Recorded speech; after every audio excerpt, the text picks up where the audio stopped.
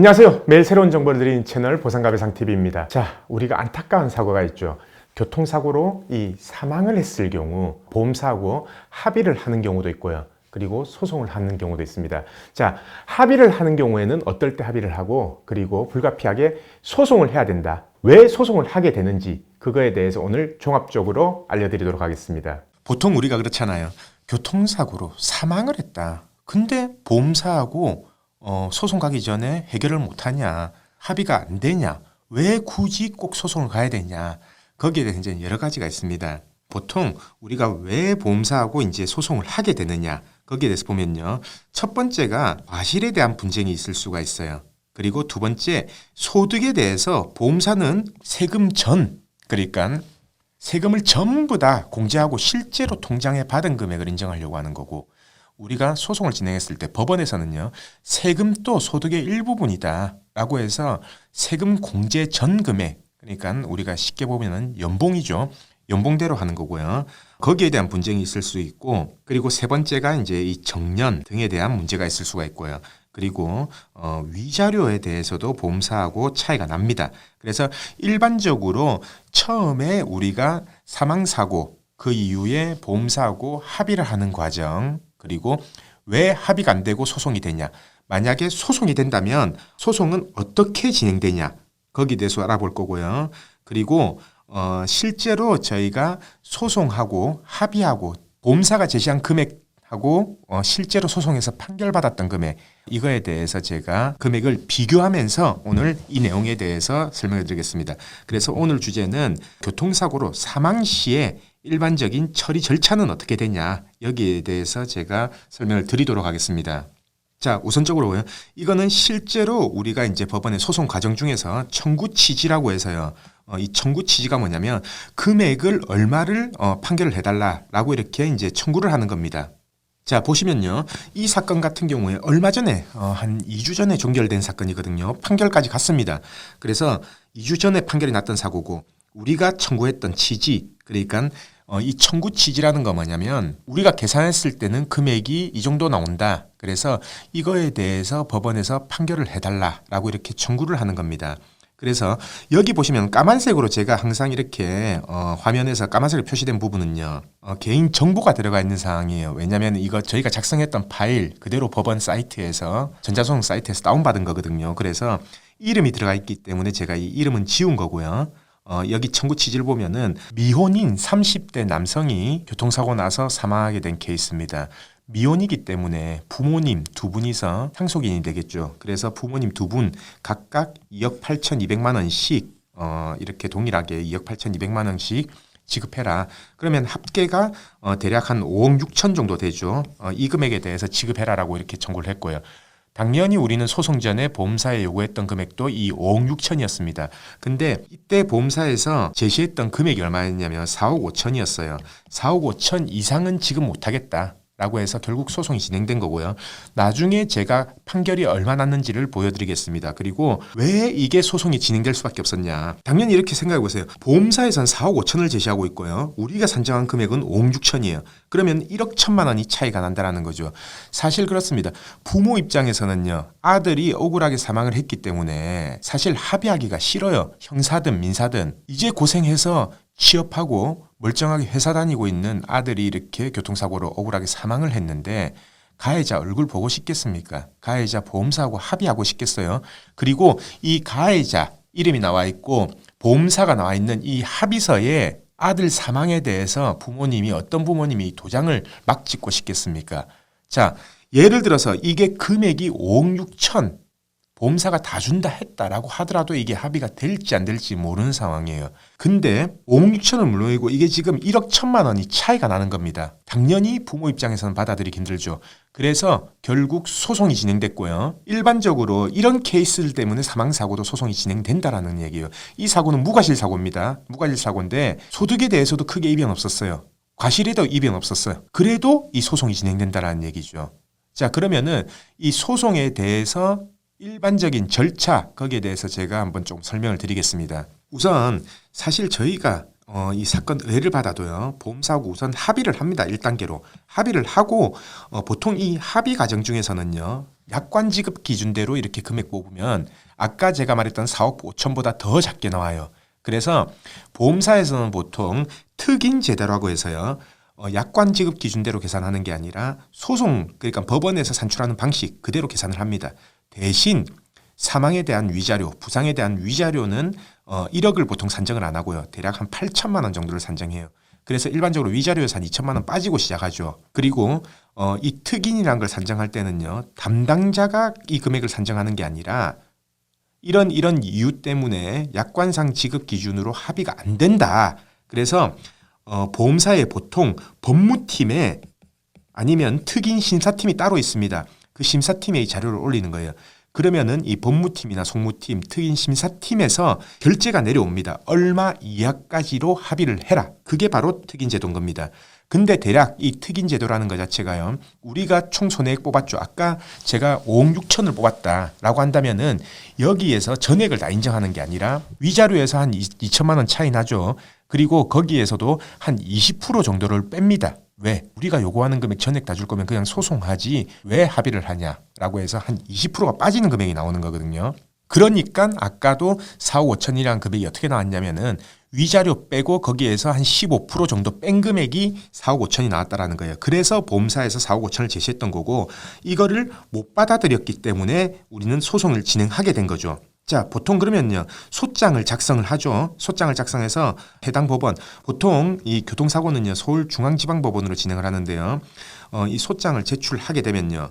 담당자 권한에서는 이제 끝나요. 담당자는 자기 손을 떠났기 때문에 사건을 전부 다 법무팀으로 다 보내죠. 그러면은 법무팀에서 한 번 더 연락이 오는 게 있습니다. 물론 10건 중에 한 3건에서 4건 정도는 법무팀에서 다시 연락이 와요. 합의 안 되겠냐? 소치하고 합의가 안 되겠냐라고 해서 법무팀에서 한 번 더 연락 오고요. 사실 이때는 처음에 이 합의 금액, 특인 기준 내려온 금액보다 조금 높아요. 높은데 그래도 우리가 원하는 금액 100%는 여기서도 처리를 안 된다라는 거죠. 그래서 결국 이 소송이 진행되고 소송 진행 과정 중에서 판사님께서 이 화해 요청, 화해 권고 결정을 할 수도 있고요. 그리고 만약에 예를 들어서 우리가 원하는 금액이 5억 6천이었잖아요. 아까. 그러면은 이 소송이 진행됐을 때 판사님이 화해 권고 결정을 했을 때 자, 5억 5천 이렇게 해서 화해 권고 결정을 합니다. 근데 우리는 이 1천만 원도 양보하기 싫은 거예요. 그러면은 이의 신청을 하면 됩니다. 이의 신청을 하게 되면은 화해 권고 결정은 없었던 게 되는 거고요. 그리고 다시 판결로 가게 되는 거죠. 이 이의 신청이라는 거는요. 원고 피고가 있죠. 즉 피해자하고 보험사가 있잖아요. 둘 중에 한 군데라도 이의 신청이 나오면 화해는 안 됐다라고 보시면 돼요. 그래서 이게 이제 판결로 이어지는 거고 판결로 이어지면 판결문이 나오죠. 이게 끝나는 게 아니라 판결문이 나오면요. 판결 금액하고 플러스 이자가 지급이 됩니다. 판결문에 명시된 대로 이자가 계산돼서 지급이 되거든요. 그리고 그 이후에는 소송 비용 청구, 우리가 인지액 송달료 썼던 것들, 그리고 변호사 비용을 청구할 수 있다라는 얘기죠. 자, 보통 이 소송 사건이 이렇게 진행이 되고요. 이 소송 과정, 저희가 전자소송 사이트에서 제가 소송 과정을 조금 쭉 보여드리고 설명을 좀 드리면요.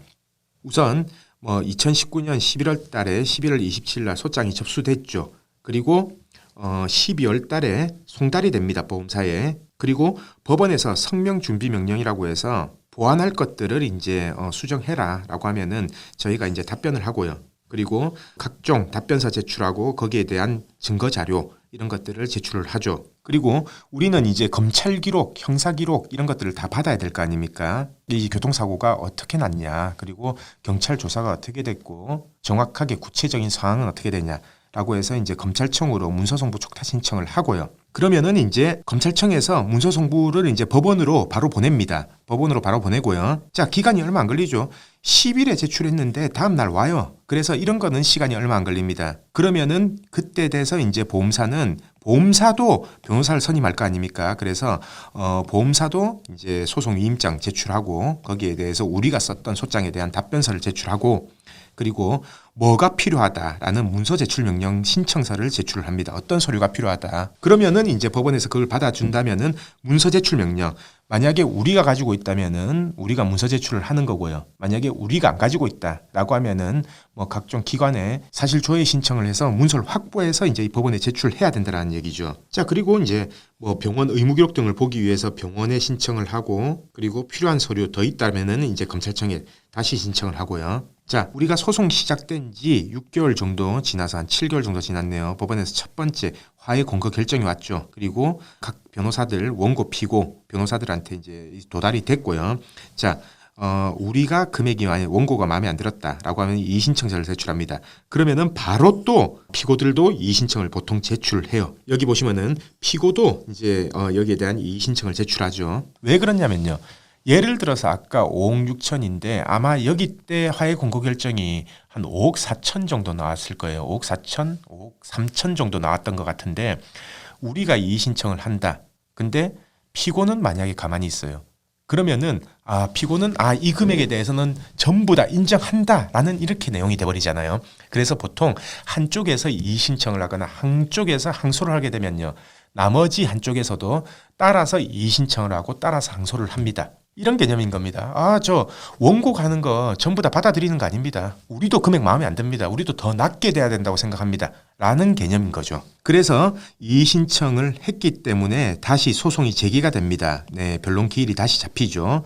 그래서 피고 쪽에서 이제 뭔가의 소득 자료 부분에 대해서 어느 정도 주장을 하기 위해서 뭐 세무서에 자료 제출을 요구하고요. 그리고 다시 날짜가 잡히고 재판을 통해서 이때 변론이 종결됩니다. 변론이 종결된다는 것은 마지막 재판을 하겠다. 그리고 판결 선고를 하겠다라는 거죠. 그래서 약 한 달 뒤에 판결 선고를 기일이 잡혔고요. 판결 선고가 났습니다. 자, 이번 사건 같은 경우에 저희가 5억 6,400 정도 됩니다. 5억 6,400 정도 되는 금액을 소장을 제출하고 청구 취지를 변경하면서 이렇게 판결을 해달라라고 이렇게 법원에 요청을 했던 사안이고요.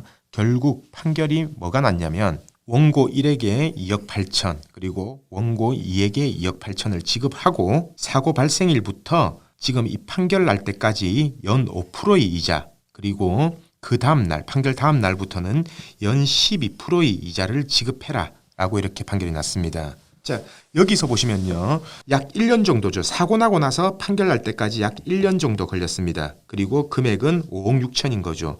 5억 6천에 연 5%의 이자를 지급하라고 했기 때문에 대략 한 2,800만 원 정도가 됩니다. 그러면은 실제로 받을 수 있는 금액은 5억 6천 그리고 2,800만 원 그리고 5억 6천에 대한 변호사 비용 대법원 규정에 정해진 변호사 비용이 있거든요.